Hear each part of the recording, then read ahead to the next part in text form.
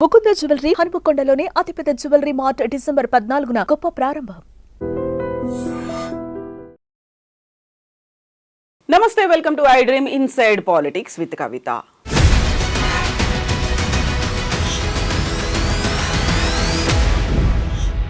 Pushpa 2 release టైంలో సంధ్యా theatre దగ్గర జరిగినటువంటి తోపులాట గొడవల్లో ఒక మహిళ చనిపోయింది. వాళ్ళ అబ్బాయి ఇప్పటికీ సీరియస్ కండిషన్లో హాస్పిటల్లో ఉన్నారు. ఈ నేపథ్యంలోనే అల్లు అర్జున్ బాధ్యుణ్ణి చేస్తూ పోలీసులు అరెస్ట్ చేశారు. ఇందుకు సంబంధించి అఫీషియల్ స్టేట్మెంట్ పోలీసుల దగ్గర నుంచి కూడా వచ్చింది.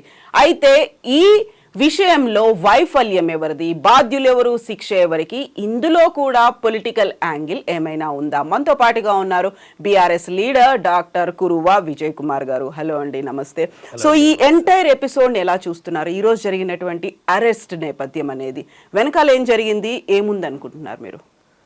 ఈ రాష్ట్ర ముఖ్యమంత్రి రేవంత్ రెడ్డి గారు ప్రతి సందర్భంలో కూడా పరిపాలనలో ఆయన వెనుకబాటు జరగడం వల్ల డైవర్షన్ పాలిటిక్స్ చేయడంలో రేవంత్ రెడ్డి గారు వారు ఒక డాక్టరేట్ పట్టా పొందినారని మేము భావిస్తాము. ఇందులో కూడా డైవర్షన్ ఉందా? 100% అండి. ఎందుకంటే అసలు రేవతి గారు చనిపోయి దాదాపుగా వారం రోజులు పైనైంది. వారం రోజులు 10 రోజులు దగ్గర అవుతా ఉంది.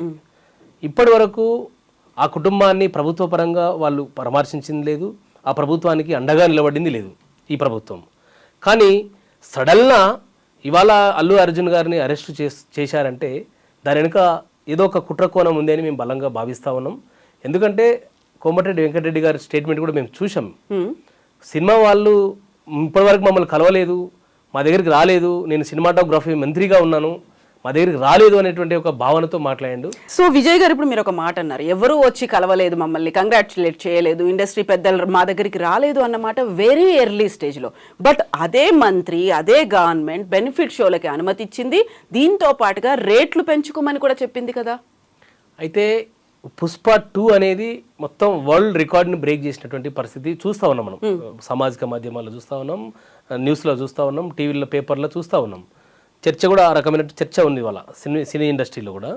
సో ఎట్లయినా కానీ సినిమా పరిశ్రమ వాళ్ళని లొంగ తీసుకోవాలి, సినిమా పరిశ్రమ వాళ్ళు మా దగ్గరికి రావాలి, మాకు ముడుపులు కట్టాలి, మాకు కప్పం కట్టాలి అనేటువంటి ఒక ధోరణితో ముఖ్యమంత్రి రేవంత్ రెడ్డి గారు, తన ప్రభుత్వము, తన క్యాబినెట్ మంత్రులు మాట్లాడుతున్నటువంటి పరిస్థితి చూస్తూ ఉన్నాం మనం. ఎందుకంటే ఈ అరెస్టుని ఆషామాషిగా చూడడానికి అవకాశం లేదు. మొన్న ఒక షోలో అల్లు అర్జున్ గారు, హీరో గారు ఈ ప్రభుత్వానికి థ్యాంక్స్ చెప్తూ ఈ రాష్ట్ర ప్రభుత్వానికి, ఈ రాష్ట్ర ముఖ్యమంత్రి ఈ అని ఇట్లా కొంచెం కన్ఫ్యూజ్ అయ్యి ఆయన పేరుని ఉచ్చరించలేదని ఆయనకు ఒక భావన. అంటే ఈ రాష్ట్ర ముఖ్యమంత్రిని నా పేరే పలకడానికి రావట్లేదా అల్లు అర్జున్కి అనేటువంటి ఒక అభిప్రాయం ఉంటే ఉండొచ్చు. కాబట్టి వీటన్నిటి వెనుక ఒక డైవర్షన్ పాలిటిక్స్ చేస్తా ఉన్నాడు. నిజంగా ఈ రాష్ట్రంలో అరెస్ట్ చేయాల్సింది ఎవరండి? ఒక రేవతి చనిపోయారు, ఒక మానవతా దృక్పథంతో ఆ మహిళకు, ఆ కుటుంబానికి అండగా ఉండాల్సిన బాధ్యత ఈ సమాజంలో ప్రతి ఒక్కరి మీద ఉన్నది. దాన్ని మేము తీవ్రంగా ఖండిస్తూ ఉన్నాం. అది చట్ట ప్రకారంగా బాధ్యులపై చర్యలు తీసుకోవాలా, దాన్ని ఎలాంటి శశబిషలు లేవు. చట్ట ప్రకారంగా ఎవరైతే దానికి బాధ్యులు ఉన్నారో ఆ బాధ్యులని రెస్పాన్స్ చేసి శిక్షించాల్సిన బాధ్యత ప్రభుత్వాన్ని ఈ సిస్టమ్ది ఉంది.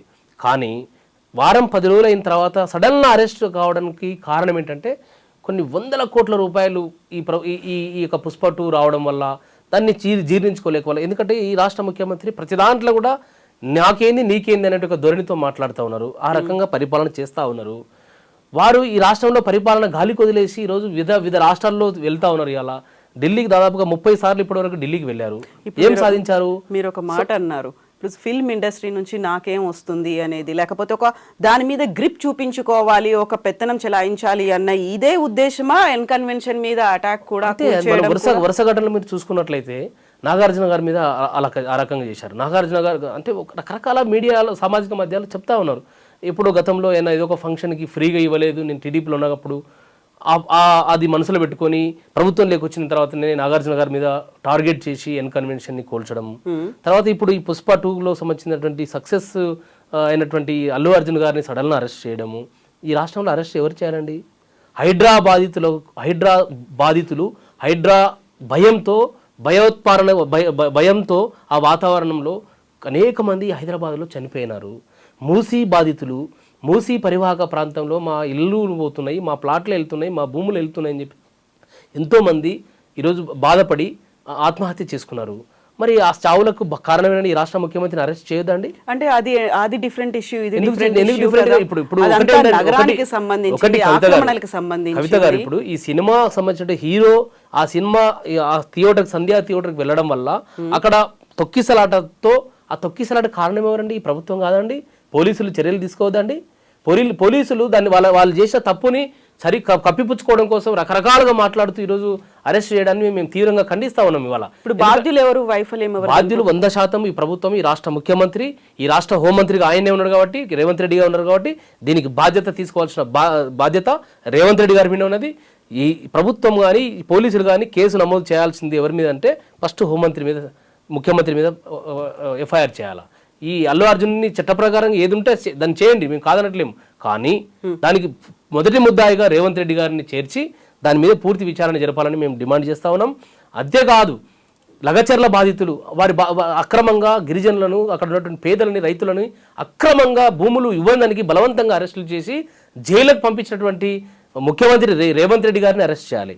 అక్రమంగా నిన్న సంగారెడ్డి జైల్లో ఒక రైతుని, ఒక గిరిజన హీరియా నాయక్ అనే ఒక రైతుని అక్రమంగా ఒక బేడీలు వేసి, ఒక దొంగలక, ఒక తీవ్రవాదులక అక్రమంగా బేడీలు వేసుకొని తీసుకెళ్ళింది, హాస్పిటల్ పెట్టింది, ఆయన అరెస్ట్ చేయాలా.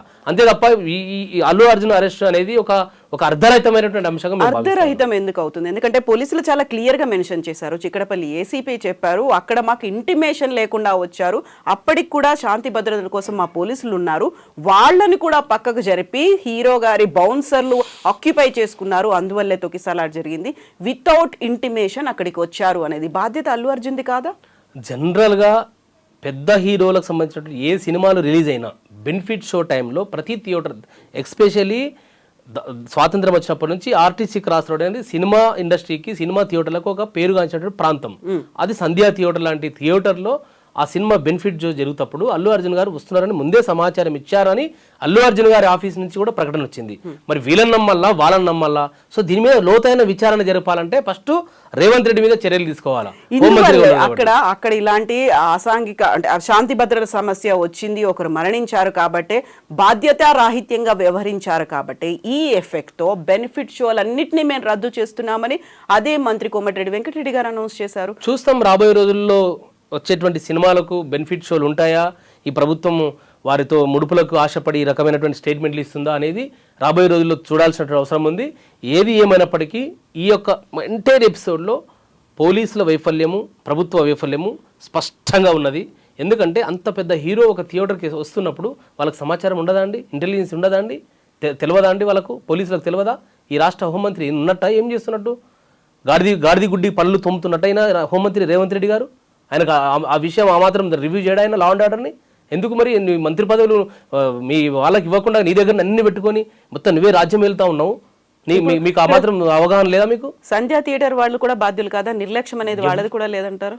సంధ్యా థియేటర్ ఇప్పుడు ఎవరైనా అండి, సంధ్యా థియేటర్ వాళ్ళు అందరు ఈ రాష్ట్రంలో అన్ని థియేటర్లు వాళ్ళకు థియేటర్ ఉన్నది. కాకపోతే ఆ థియేటర్కి అల్లు అర్జున్ గారు రావడం వల్ల వాళ్ళు ఏం చేస్తారు? పోలీసులు ఇప్పుడు వాళ్ళు ఒక థియేటర్ యజమాని ఎంతసేపు సినిమా షో చేసే వరకు వాళ్ళ బాధ్యత, కానీ సెక్యూరిటీ చూడాల్సిన బాధ్యత ఎవరిదండి? ప్రభుత్వాన్ని కాదండి?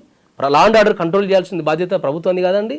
ఇది సినిమా ప్రైవేట్గా కావచ్చు, కానీ అక్కడ ఒక సమూహం ప్రజలు, పెద్ద ఎత్తున అక్కడ ప్రజలు, అభిమానులు అక్కడికి వెళ్ళినప్పుడు అది దాని మీద కంట్రోల్ చేయాల్సినటువంటి అథారిటీ ఎవరి దగ్గర ఉందండి? ఈ రాష్ట్ర పోలీస్ వ్యవస్థ మీద ఉంది.